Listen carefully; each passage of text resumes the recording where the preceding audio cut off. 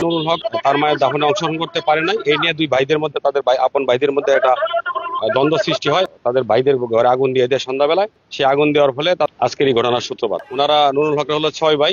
6 ভাই, তাদের 2 ভাই হলো একসাথে আছে, আর 4 ভাই হলো একসাথে আছে। তারা 4 ভাই অন্য একটা গোষ্ঠীতে যোগ দিছে এবং 2 ভাই আরেক তাদের নিজস্ব গোষ্ঠীতে আছে।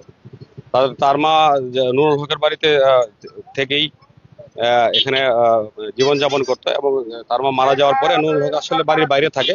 অন্যদের 4 ভাই আছে, 4 ভাইরা তাকে দাফন করছে গতকালকে সন্ধ্যায়।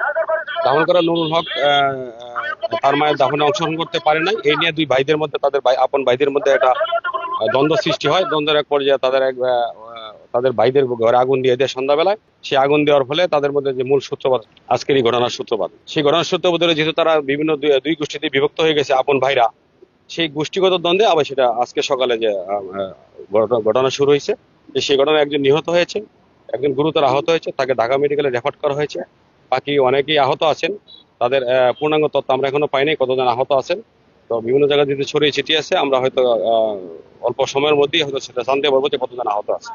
পরবর্তী পরিস্থিতিতে যে আপনারাও জানেন, দেখেছেন যে বিভিন্ন বাড়িতে আগুন টাগুন দিয়েছে, সেই আগুনের এখন পরিস্থিতি স্বাভাবিক আছে।